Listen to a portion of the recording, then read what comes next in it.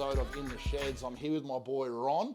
Ron, say g'day. How we going? So let's delve straight on into this. The first time I met Ron, it was at the Drift Outlaws event, wasn't it? Yep, QR. Yeah. You were in this beast of a car, and the thing that attracted me to you, man, was you had these tunes banging out of the car, and I was like, get a load of this guy rock up there. It's on the previous episodes too, so check that one out. But tell us a little about this car, man. Well, I've had it for a few years now. When I got it, it was really, really banged up. Yeah. Been smashed in the sides, smashed in the back. Someone had crashed it, like most of these cars, Yep. like what happens to most of these cars. So I just spent a bit of time and energy and effort on it, with the help of a bunch of mates, and Yep. kind of brought it back to a car again. Drifted it for ages, and then You've been she's had a busy. big story. You've been busy in this thing lately, eh? Yeah, it's done a lot in a shorter period of time. I Yeah, think, we actually shot a video weeks and weeks and weeks ago, but because I'm a computer noob, I had no idea what I was doing. The files got corrupted, so we've lost it all. So we're doing this again. But since then, he's been busy, man. There's been a whole bunch of events on. What was it? 𝗛𝗴𝗁. Yeah, we have 𝗛𝗴𝗁. Oh, before that was Drift Outlaws 2.0. Yes, that's right, Yeah, yes. that was on. Oh, I had a few other little things on before that as well. Yeah. And then Drift Outlaws, then I had 𝗛𝗴𝗁, and then I've just had Steez in the Trees. That looks sick. Yeah, epic. Yep. Such a sick Yeah, event, I've been eh? watching some of the footage there that Yep. Bobby's put up, and then Brendan Pepe as well, that Game Dog Media. Dude. Yeah. So What's the go with it? Is it it like was a... epic. It was like Ty Jeff and the guys at Style Tuned, Yep. whole team of them, put on this sick event out at Stanthorpe at a joint called 𝗠𝗲𝗁 Yep. and it was just basically the whole thing was like stylish cars, all there, all sending hard, Yep. and that's exactly what happened. And there was a whole bunch of people driving through town? Oh yeah. So they organised to get a cop escort with all 80 drivers who wanted to go on the cruise, and Yeah. you drive in through the town, Yeah. and then parked at this big car park. No munging or anything on the No, highways? no.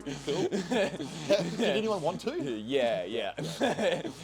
I think every single one of us would have Sure. wanted to, but everyone did really, really well from what I saw. The whole thing, everyone was like well behaved. All the locals frothed it like it was sick. That'd be a big event for them because there wouldn't be much that would happen out Nah, there. not heaps. I don't think. Like, I don't know. The only reason I've ever been out there is for that and for S chassis. So And what's the track like? sick. One of the funnest tracks I've ever driven. Yeah. It's just like the worst track ever on tyre wear. Right, because of the asphalt. Yeah, it's been a long time since it's been resurfaced. Yeah. So it's that surface where it's like they pour, it's like all the concrete has gone down in between the rocks, so all the rocks are sticking up like all So the jaggedy. shreds It's of like tire. full shreds. Like I walked on it on bare feet, and I was like, man, this feels like walking on a cheese grater. Like it's geez. that bad. You could even hear it like when you do entry. It's just like just like scraping shit off your tires. And you wouldn't get much out of a set of tyres? Nah, so some guys were getting like 1 or 2 laps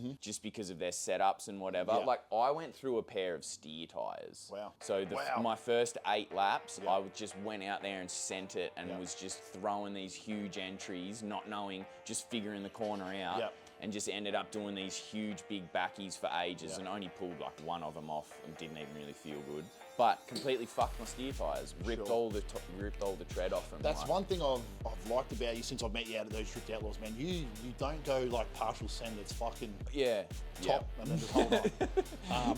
We'll have a look at some of the damage that this car's copped over the time. There's a little bit behind us which I'm hiding at the moment, but what got you into this, man? Man, I reckon I got into skidding cars when I was a kid. Like What was your first car? First car that was mine was actually a Subaru L Series wagon, like a little all-wheel drive thing. Yeah. But that thing didn't last long. The first kind of like skid car that I had was an R31 Skyline. Nice. That was sick. Yeah. Yep. And obviously copped it. Yep, absolutely. How long copped did it it. last? I had that for probably 8 months, 9 months or something, and I had to sell it because it was pretty red hot, and had to move on to the next one. Yeah, and which was? Which was an R32. Oh, nice. Yeah, RB20. Yeah. That thing was DET. sick. DET, DET, yeah. Yep. I feel like I think it was maybe even DE plus T. Yeah, sure. Maybe. I feel like they just loved abuse. You could just rev limiter and they loved it. RB, like I love the sound of RBs. I don't like the reliability of them. Sure. But RB20s, they're semi-reliable. Like me and a few mates in the past have had them, tried to kill them, and they just take it. I had a 𝗲𝗴𝘀 back in the day, which I bought from AutoZone. I think it was Darren Apple back in the day. RB20 DET. And like, I had no mechanical sympathy. I just saw it just skid it. It was underpowered, so it was limited everywhere. Man, I couldn't kill it. It was sick. And then obviously just ran out of power. And they sound sick too. I love how they sound as well. That on a straight pipe. Yeah, they're cool. So then you moved on to what after that? What did I have after that? Oh, when I was first got into drifting, I built a 𝗀𝗃 with SR20 in it. Oof. Couldn't make it steer for shit for ages because back in those days it was just like on the internet, on forums, or just figuring shit out and whatever. And back in them days, people were like, how long ago are we talking now? Because this is 2008, 2009. That was the pinnacle, hey? Like whenever you wanted, there was no YouTube. It was like, if you needed something, it was like Boost Cruising or Secret Career. Boost Cruising. Yeah, dude, fuck. Wow, that's we're going showing some age now. Yeah, now, fully. What point did you get into something like this, or what was the attraction to these? Well, I always loved Toyota. Always been big Toyota guy. So I had obviously I had the 4-door 𝗀𝗃 back in the day, and then I had a few Crusaders and but things you went like SR that. Swap. What's the go? You still had so I still had, because back them days they were cheap. Yeah, sure. I could just pick them up cheap as they revved hard. You could cook them. I was sick. They loved it. And then when the price started going, I was like, oh, okay, I'll get a JZ. They seem a bit more reliable, and they were. So then, the first JZX100 I got, actually, I bought from my mate, or from the insurance company, actually. So, my mate had it, and then some chick on a phone ran a red light, stove the front end in, just boof, like full kinked the whole thing. I bought it off his insurance company for a mad price. And then, went and bought a new front end for it, cut it off, had a mate help me weld it on. And you do a lot of the work yourself, which I've noticed, man. You're always swinging spanners or swinging hammers or something to straighten this thing out. Can't afford shops. Hey, if you can save it. And not obviously with the learning amount, along the way. Exactly. I watched a cool video the other day. Actually, I think I was there, but I've replayed the video. There was you doing a wheel repair. Oh. So I think I'll see if we can load up the video. I'll send you the video. There's a pretty story good there. on the tools. He's handy. He's handy. So this thing, what's done to it? This? This basically just has a whole bunch of suspension stuff done to it now.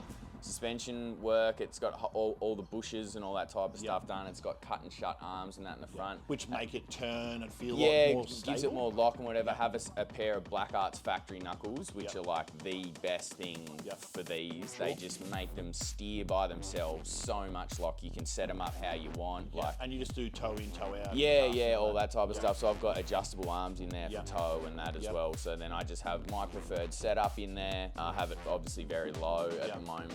And basically no engine stuff. It's stock turbo. I feel like these can cop a bit of abuse, the 1J stuff. Especially in stock form as well. In stock form, it's just like, they're beautiful. They cop it. Where did you learn to drift? Where for you, like what was like, all right, this is my spot and I'm going to start getting good at it? Well, I learned to skid a car when I was like 12 or 13. I was lucky enough I grew up in Tasmania, and my dad's best mate, he lived next door in the house next to us, and then he had a huge big block of land, like 5-10 Ks up the road, and me and Dean's son, we used to get to ride our bikes up to this property, and they had an old Mazda 323 there for us. Nice. Old little 1.5 Saturn rear-wheel drive thing. Beautiful. And which would have felt like a lot of power as a kid. As a kid, like, you know, we were like stacking like shit on the seat so that we could like see properly. Like, I was like looking through the little thing on the dash and Did they have the white pages and yellow pages in Tasmania? Yellow pages, white pages. Dead Set actually had them in the car as like a bottom and a back. As like booster seat to get us up with pillows over the top of that. Yeah, and that's where I learned to skid.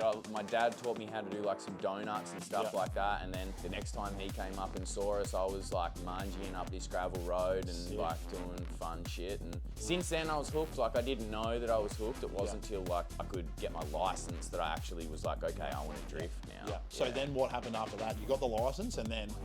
Got the license, and then back in them days there was no practice days or Matsuris or like anything like that. Is there much of a car community down in Tassie? Yeah, there is. There is. It's kind of like on and off. Back then as well, I was like definitely in the thick of it, so it definitely seemed like bigger than it was, I think. But compared to up here anyway, you know. but still good community. Everyone just wants to send and drive hard. Like Tassie's real good for just driving hard. So streeted it? Yeah, always. Cool. Yeah. You love a bit of street stuff, hey? Yeah. So can we touch on, for those that don't know, we've had this conversation a few times because I'm flabbergasted that you're still even here from what happened, but you had an episode over a mountain. Can you talk us through that? Yeah, so flew overseas and went to a place where you're allowed to skid in the mountains. Yep. And it was a closed road too? Or was it? Completely closed road, real similar car to this. Yeah. And didn't you flew the car over there, didn't you? Flew the car over, so pretty much the exact same car, to be honest. Yeah. And so just fucking got lost in the sauce, man. Yep. Just, it was a few factors led up towards it. It was wet, or it had been raining that night, so the road was very patchy.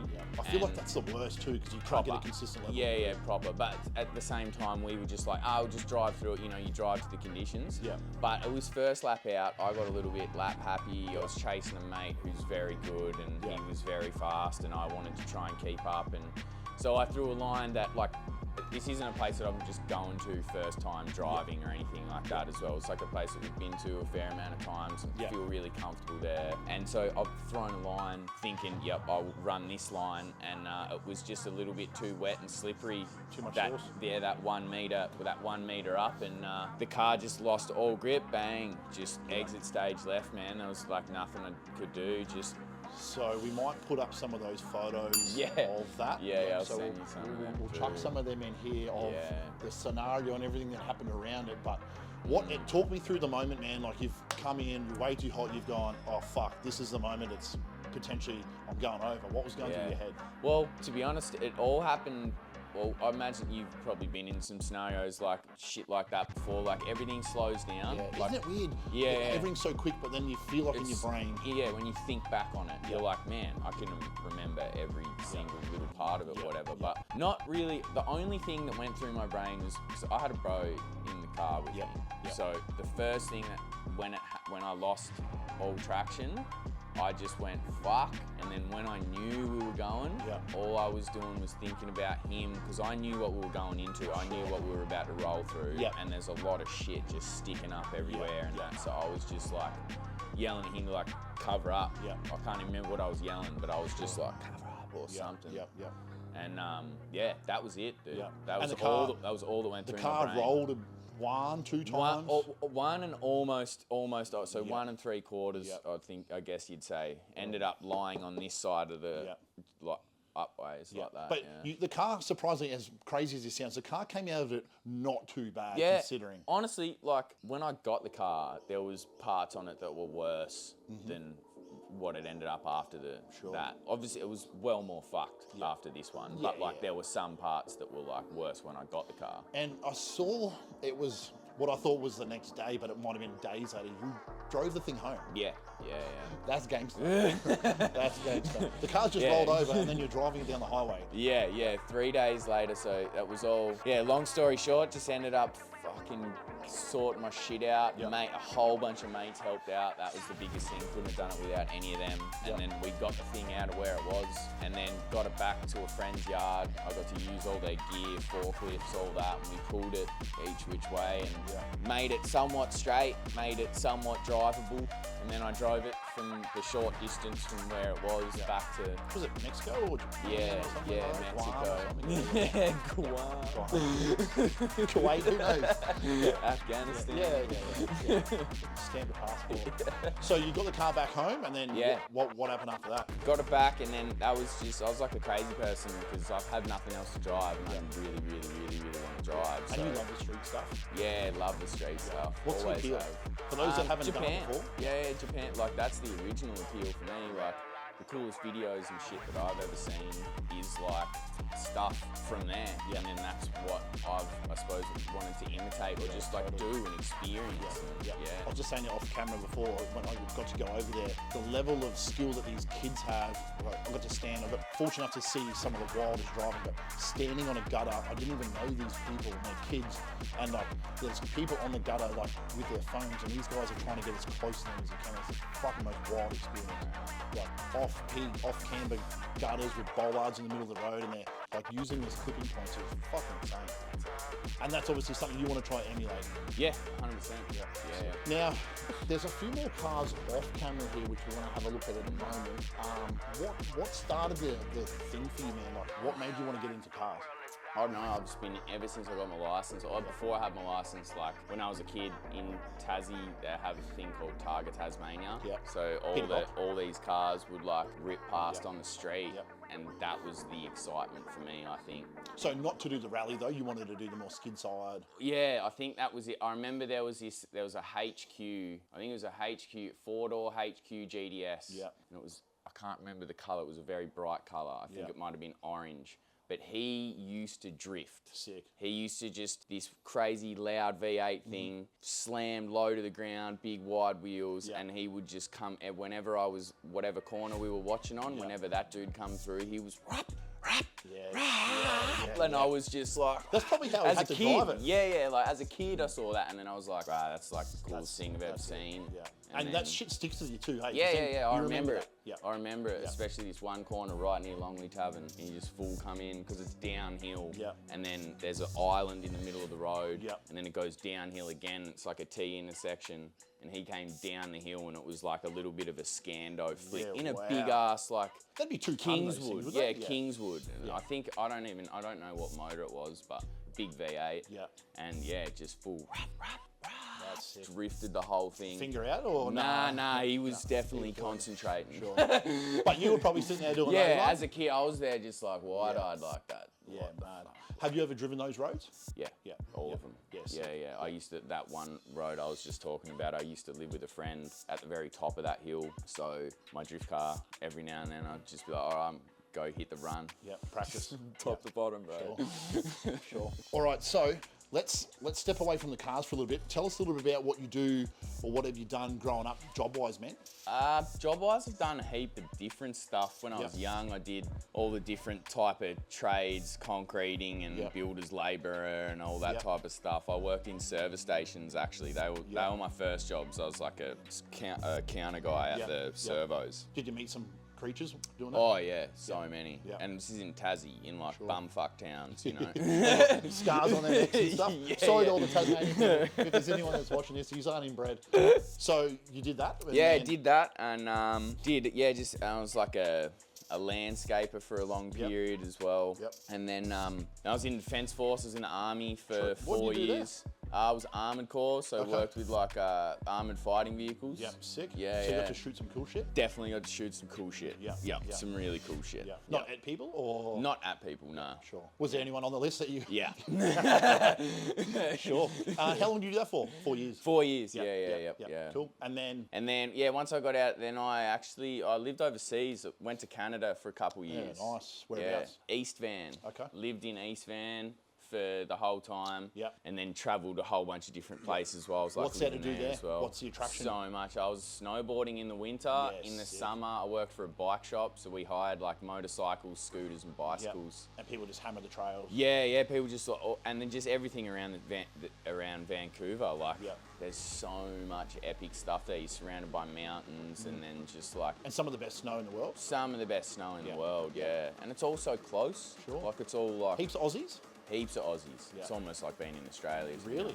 Yeah. Yeah, right. It's hectic. They love Aussies over there? Love them. I feel like everywhere loves Aussies. Yeah, We're just everywhere. chill, eh? Yeah. So then you Canada, then what happened? Canada, then came back home. Yep. The whole bloody COVID. To Tassie or back? Came back to Tassie. The whole COVID scenario kind of like made me come back here. I would have been doing a whole bunch of different stuff. I was about to start importing some cars and bikes and stuff and do all that, but then all that bullshit happened. So came home and then... The beginning of the end? So beginning of the end, eh? And then I just knuckled down and started doing adult stuff and whatever, and just got some shit under my belt. And, I know you're pretty good with some fiberglass stuff. That's something you're passionate about? Yeah, definitely, only because I started smashing my own shit up. Like, this is... You have no mechanical sympathy. You love to push the limits, hey? Yeah, for sure. I don't really... Now that I can do it all myself, I've got way less care with, like, hitting shit. And especially with what's happened with the car. Way less care with... We're gonna have a look around the car and I'll show you guys up close. Like, it looks nice now. Obviously, it's driven quite well, but this man's always working on this thing, so you got a fiberglass business, or you'd have a repair business? So I've only just started up. I'm very, very small time myself, but I also work for my mate. He's very established, has a shop, all that type of stuff. So I do a lot of work for him, and then I do my own stuff on the side. I'm just only starting off with that. That's slowly progressing. But so if someone has a fiberglass job, is there anything you won't do? No, I'll get anyone. I'll talk to anyone about anything, and then I'll assess it and see if I'd be willing to give it a crack for sure. Because some stuff it's not worth it, you know. If you can, if you can just buy it again, and save yourself, whatever. But Now, if someone was interested, how would they get in contact with you? Instagram. That's usually the best thing. Instagram. Underscore Instagram. That's me. That's it. Have a look. Check it out. Right down there. Instagram. Now, car-wise, let's have a bit of a squiz around it, man. Let's get up close and personal and tell us a little bit about what has gone on here, man. I feel like every ding and bingle, there's a story. There's definitely some stories, and it's very dirty and beaten up as it is right now. I haven't cleaned it yet. That gives it character, bud, right? Yeah. That's Tyre Slap? That's Tyre Slap. That's 𝗠𝗲𝘁 Raceway. I'm pretty sure there's some videos of what's happened here. Yeah, there is. Is there a video? There's photos. Okay. Yeah, there's photos of when it happened because it was my first pair out, and I just skidded to pop. I drove and skidded to pop, so. And did a damn good job at it. Yeah, did a pretty good job. Slapped everywhere, both sides. It looks wide, but you're telling me that's primer? Yeah, it's primer. Yeah, it's white high-field primer. Wow. Most of it. This door is, I think, 𝗠𝗲𝘁. Yes. Oh yeah. See, look, that 𝗠𝗲𝘁. Yeah, Toyota 𝗠𝗲𝘁, these doors, because they're new. As a painter myself, and that was like their Toyota colour code. 𝗠𝗲𝘁 white. Add a bit of yellow in it. Yep, literally. And then everything else is, the high-fill white primer. This boot's a boot that I scored in a deal. I did a job for a guy and like shaved all his boot holes and painted the boot and whatever, and this was his fucked one. So I got that. I quite like it because they normally come out with a spoiler on them. Yeah, they have a spoiler. It's like a weird little, probably that high. Have a brake light and stuff in them. They look a bit shit. Yep. Yeah. But and body kit wise? Kit wise, it's Vertex style. So. It's just like copy kit of Vertex branded body kit. Japanese brand or American? Japanese, yeah. Definitely a good kit to have on a low style street car. Yes. Because why do you say that? Because these ones, they have the kick on the front and back. Yep. So you still have that low down look, but you can also actually drive into a driveway and whatever, like some other kits. Not get bellied out. Yeah, not get full bellied out, exactly. Yep. Let's have a look at the inside of this thing. Tell us a little bit about what's going on in here. Well, it's pretty dirty because I haven't cleaned it since coming back from Steve's. I love it how most car people are like, oh, it's pretty dirty, but that's relatively clean considering, right? Yeah. Like you look at some people's cars and it's like a mountain of rubbish. Yeah, this is fire extinguisher. Dirty. Yeah, fire extinguisher. tism. Yeah. Tell me that's, what. So that's a Team tism. That's got nothing to do with the autism. Definitely nothing to do with that.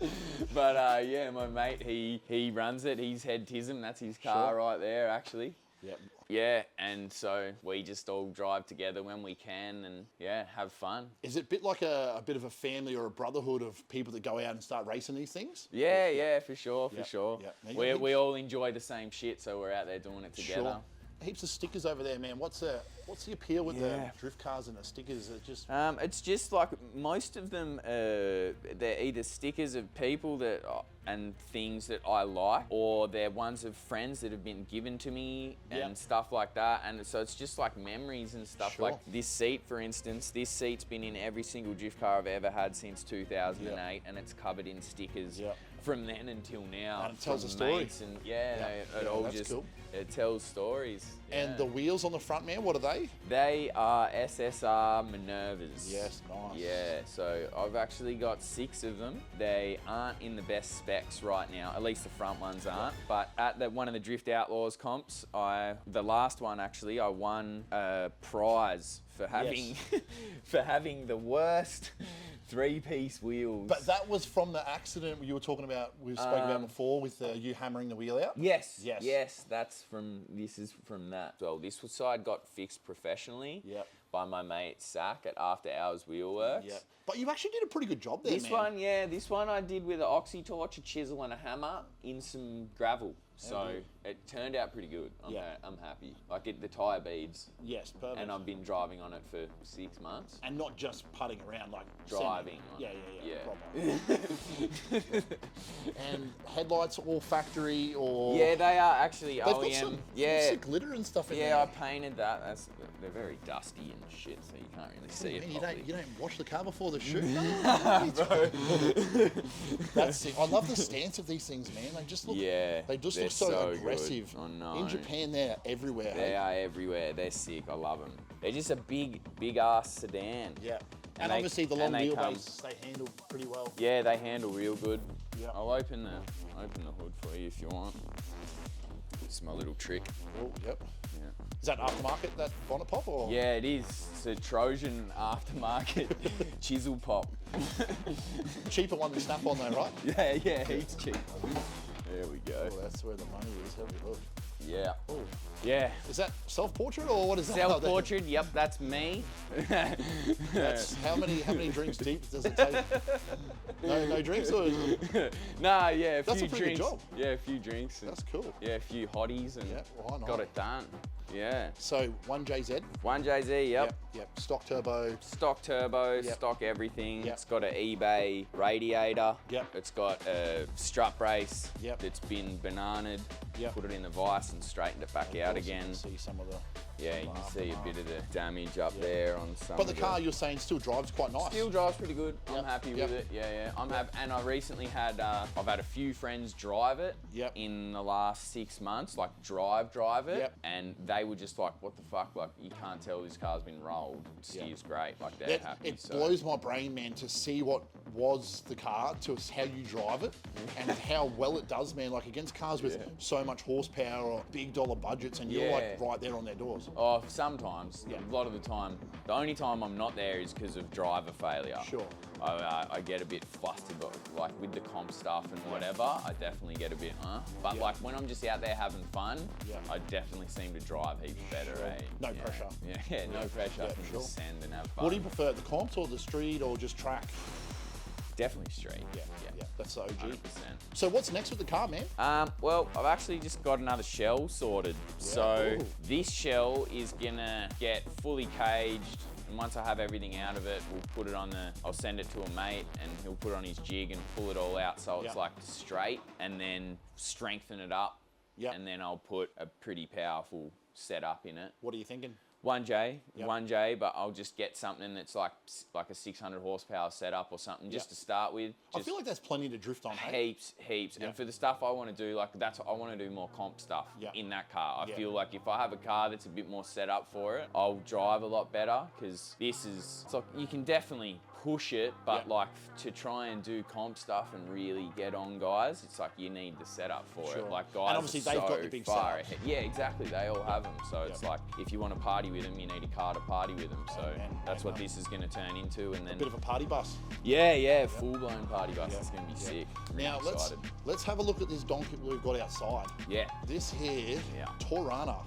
Rana. I saw a photo. It had an SR in it. At some point. It did. Well, it had the motor. This S15 here, it's got a blown motor. So that's sitting over there, and we had the head and everything off that to have a look at everything when the motor blew. So had a head with the intake and the turbo and the manifold and stuff already bolted to it. And when I got this back here, the first day I had it, I just threw everything on it and mocked it up just to get an idea. That's what you do when you get a car for the first time, just like gets you G'd up. So I sat it down on the ground, and then I was like, it'd be sick to sit a motor in there. And then I was like, the SR, I'll only go grab that. What did people say when they saw the photo in there? Man, heaps of people frothed. Some people didn't like it, but it's like, I don't know. Fuck them. Yeah, fuck them. It would be sick. Like, if I had the money to do it, I would definitely do it. And potentially, I definitely maybe have something in the works where we might do something along those lines. But yeah, engine, yeah, what's the the SR combo? stuff. So it's SR. Yeah, that was just a mock-up for photos, all that type of stuff, which then actually then ignited thoughts and things and whatever. So watch this space, because potentially some shit will be going down with that. With another one, exactly the same. What do you think you're going to put in this one though? I've already got a motor for this. It's a LS. Yeah. So, LS turbo. Yeah, LS single turbo 400. Mini tubs, and then run it railed, just full party bus. Like I want to just like trim a fridge into the back seat and stuff, so it's like 4-seater, like full Summer Nats build. Yeah. And drifted or power skid, raced? Just more so like power skid it and stuff. But like, I'm just about to order one of the Castlemaine rod shop front ends, the full front, the bolt-in front ends for them. So once I get that here, I'll have a chat with some mates and that, and we'll see what we can do, see how much lock we can get out of it in the front. They got a burnout competition on this weekend as well. Oh, really? Yeah, down in, I think it's 𝗛𝗴𝘁 or somewhere down that way, I'm not sure. Yeah, 𝗛𝗴𝘁. Yep, somewhere down that way. Yeah. Cool. So that's the plan. And when do you hope to have this done? I reckon I want to have it like running and driving in the next 3 to 4 months. Would be nice, but it's probably going to be 6 months, because I've just got this new shell which popped up at the right time for the right money. So and I've got a lot of events coming up for drifting. So I feel like this will get put on the back burner a little bit, just because I'll be doing the full body swap and a whole bunch of other shit. And that's a lot of work involved in that. There's a lot of work involved in it, but like my mate Hawks that I work with, he'll be giving me a hand, and he's very, very handy and fast with everything he does. So we'll smash majority of it out for sure. And then it's more so just like, I'm gonna be doing a lot of driving as well. So that's what will stop this a little bit, but I pretty much will have everything, and then I want to have it running and driving within the next 6 months. But it won't be looking nice. It won't look nice. It'll look like this. It'll look like this, because I want to get it running and driving. I want to iron out all the kinks. I want to send the thing to the moon so that I'm happy, and then I'll pull it all back apart and make it nice. There might be some dig racing going on by the time that's finished too. That'd be real good. Will it be a dig race car? Or? 100%.